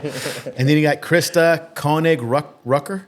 Okay. She said, greetings. I see you from Nuremberg, Bavaria. Oh, great stuff. So we got people watching from Bavaria. So we've got Germans. Well, Bavaria, I like to say that Bavaria is to Germany what Texas is to the United States. So You know, everything's it bigger is in Bavaria. It's bigger in Bavaria. It's the free spirit, Very awesome. kind of thing going on. So we're excited for you. I'm- We're excited about your Fest album. We're excited about you performing, all your ventures, all your relationships, everything you're doing, Alex. It's top notch, and it's next level. We talk about being at the next level all the time. You, my man, are next level. Thank you. I'm just trying. If you play a million notes, some of them got to be right. Got to So keep it moving besides forward. here with us today, where else can we find you? And besides Wurstfest, we can find you on Spotify, You can Facebook, those kind of Spotify, Facebook, Instagram, TikTok. You can TikTok. You can find obviously on our regular website. That's the best way so that we can get emails, and I will answer every email that people send. I can't guarantee the timeliness of my answer, but I will do my best. And definitely hit. Of course, come check out anything at the Faust Brewing Company because that's where my favorite beer is. Yep. All the time. Yep. And we've got great things going on over there, food, music, and just staff. Well, I mean, that Rebecca, I guess she's okay. Rebecca's here in the house. Rebecca and Brandy keep the office all together, and Chef and his staff are just crazy and making just great food. The burgers are awesome. And what's your website, Alex? AlexMeixner.com. That's EM.